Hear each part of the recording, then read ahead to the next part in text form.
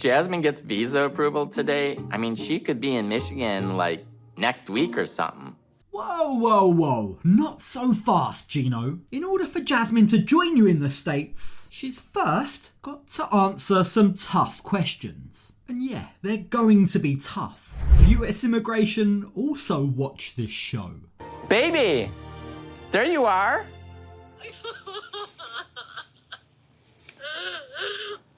What happened?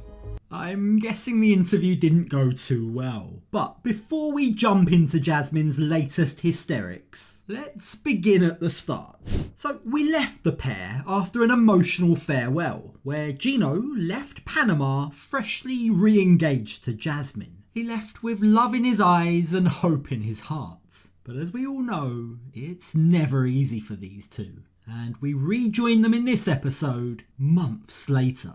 It's been 5 months since I left Panama, and I really miss Jasmine. Our relationship is going strong, but long distance is so hard. We struggled for so long. 5 months? Gino's been gone for 5 months already. What a time jump. Jasmine must be losing her mind in Panama. But Gino reveals that today's the day. Jasmine finally has her visa interview. Just look at how genuinely happy he seems. We've been waiting a year and a half for today, and it's finally here. And I'm so excited. I can't wait. So I keep this pillow on this side of the bed.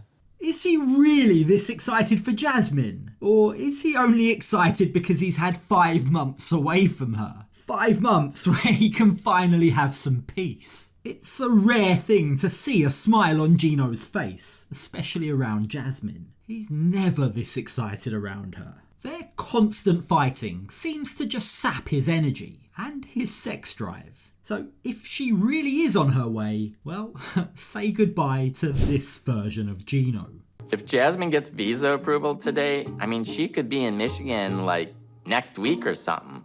That should be a scary thought. I don't think Gino's ready for the way in which his life is about to turn upside down. But that pretty much sums him up, doesn't it? He's eternally unprepared. So Gino calls on the help of his cousin Dana, the cousin that Jasmine had such a problem with. What's Gino's plan? Well, he wants to hang up some Panama-themed decor to surprise Jasmine after her interview. Panama hat. You want to wear a Panama hat? Yes, I want to wear a Panama hat. Do it. Yeah. Woo. I love it. It's pretty clear that Dana's going out of his way here. He's clearly making extra effort to try and show Jasmine he welcomes her. He doesn't want tension in the family, especially if she's going to be here in the States. And that's why we've been blessed with this visual of Dana pretending to be super excited about wearing a Panama flag hat. It means a lot to me that Dana's showing up today to support me. But like in the back of my mind, I'm still really nervous because I know Jasmine, she has some anxiety. Now, rightly, Gino is very worried that Jasmine's interview could be a total nightmare. All it could take is for the interviewer to ask Jasmine one thing she doesn't like, and boom, she could erupt, as we've seen so many times before. So how is Jasmine dealing with the stress? But I don't really handle pressure well. I cannot think properly, and therefore I cannot articulate my words. I love how Jasmine has one shot in this interview to convince them that this relationship isn't a total joke, and she's decided to dress like Elle Woods from Legally Blonde. She means business, but it does seem like, just like Gino, Jasmine herself is concerned about how she'll handle the pressure. She's flustered, she's nervous, and it's up to her sister, a sister we've never seen on this show before, to try and calm her down. Hermosa, eres muy inteligente. Eres demasiado para Gino, pero, pues bueno, ese es el hombre que escogiste.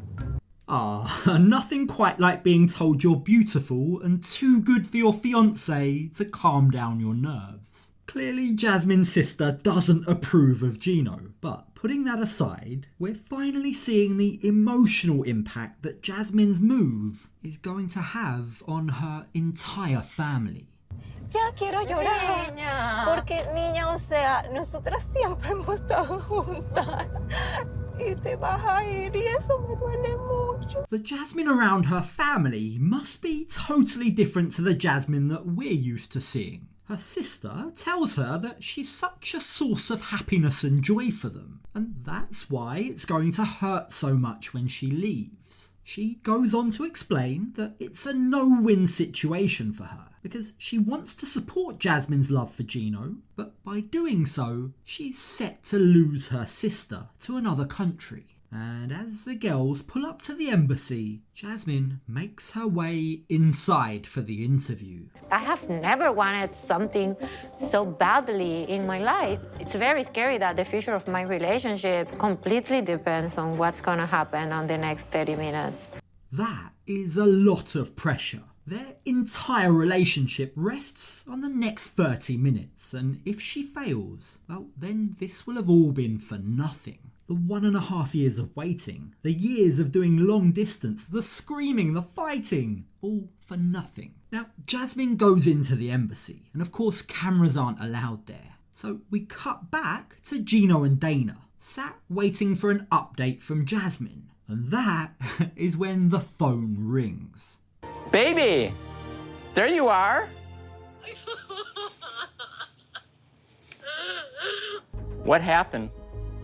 Jasmine is bawling her eyes out. But what's gone wrong? What's happened? Has she been declined? Or is this just Jasmine being Jasmine? Well, she explains that she didn't even get a chance to go in and do the interview because apparently something's gone wrong with her paperwork. I went through all the papers, and after making me wait for 1.5 hours, they just said, "Oh, we're sorry."